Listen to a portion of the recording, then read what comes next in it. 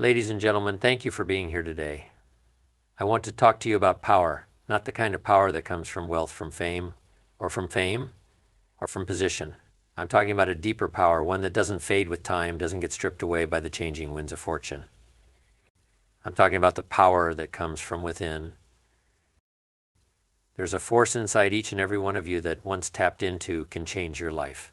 It can change the way you walk into a room, the way you face challenges, the way you handle adversity. This kind of power is not about being the loudest voice in the room, not about forcing your will on others. It's about knowing yourself, controlling yourself, and then letting that inner strength ripple out into everything you do. But here's the thing that power, it's not just going to show up at your door one day wrapped up in a bow. You don't just wake up one morning and say, I'm powerful now. No, it's earned. It's built brick by brick, habit by habit, day by day. And it's those habits I want to talk about today. The habits that make you powerful are not about grand gestures. They're small, intentional actions that you take every single day. They're the kind of habits that seem simple on the surface, but once you embrace them, once they become a part of your life, they build something inside you that no one can take away. First, let's talk about discipline. Discipline is a word people throw around a lot, but few really understand its importance. Discipline is not punishment, it's freedom. You see, without discipline, you're at the mercy of your emotions, your impulses, your fears. And let me tell you something, your emotions will lie to you. They'll tell you to give up when things get tough, to take the easy way out when you know you should push forward. But discipline says no, you made a commitment, and you're going to follow through. You want to be powerful? You've got to master yourself. And that means doing what needs to be done, even when you don't feel like it. When your mind says, I'm tired, discipline says we keep going. When doubt creeps in and says, maybe you're not good enough, discipline says you've come this far, keep pushing. Discipline isn't just about getting up early or working long hours. It's about consistency. It's about making promises to yourself and keeping them. It's about showing up not just when it's convenient, but every day. Because let me tell you, power doesn't come from comfort. It comes from showing up when you don't want to.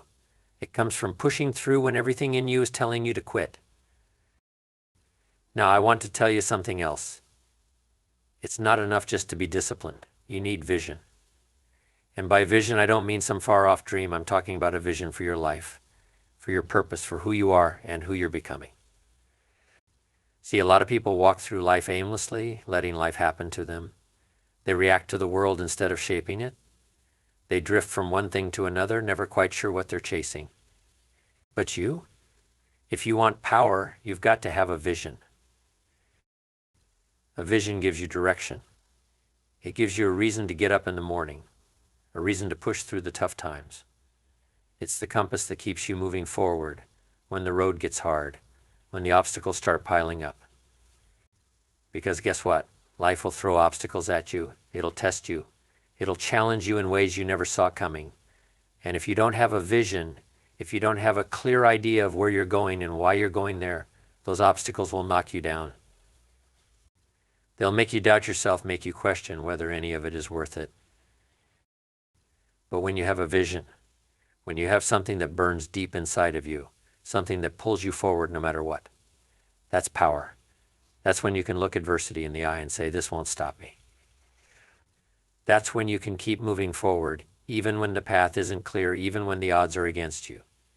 Because you're not focused on the obstacles, you're focused on the vision. You're focused on the destination. Now, vision alone isn't enough. You've got to be willing to put in the work. And let me be clear, real work isn't glamorous. It's not what you see on social media. It's not the highlight reel. Real work is done in the quiet moments when no one is watching. It's done when you're tired, when you're frustrated, when things aren't going your way. It's done in the dark long before the spotlight ever hits you. But here's the thing, when you commit to that work, when you embrace the grind, you start to change. Not just in what you can do, but in who you are.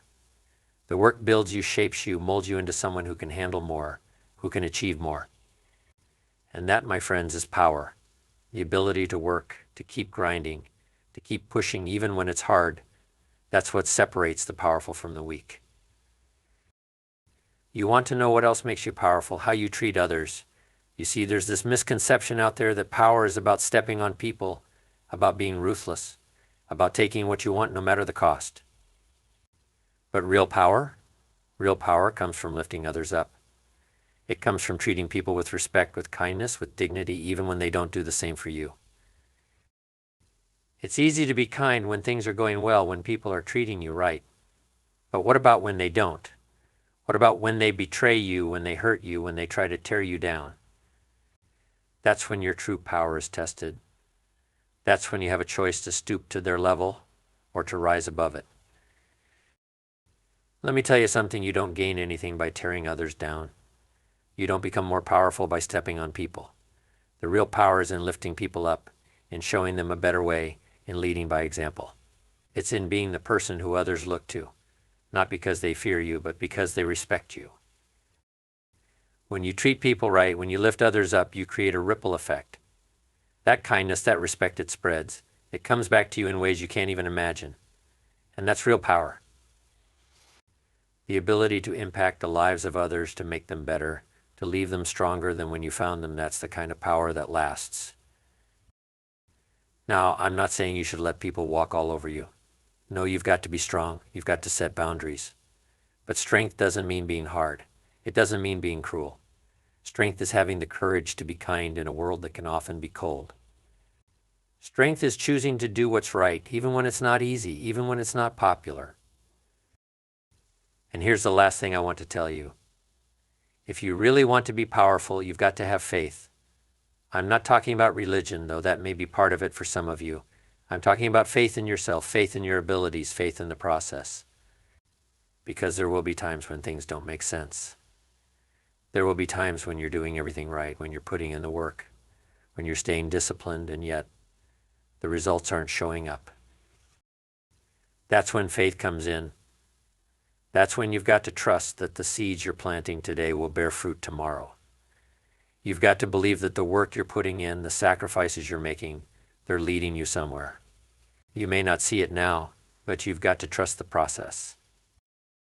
Faith is what keeps you going when nothing else makes sense. Faith is what pushes you forward when the road ahead is dark, when the obstacles seem insurmountable. It's what allows you to keep moving, keep striving, keep pushing, even when the odds are against you. And let me tell you something, when you combine discipline, vision, hard work, kindness, and faith, you become unstoppable. You become the kind of person who walks into a room and commands respect, not because of what you say, but because of who you are. You become someone people look to, someone people trust, someone people follow. But remember, power isn't something you're given. It's something you earn, something you build through your habits, through your actions, through the choices you make every single day.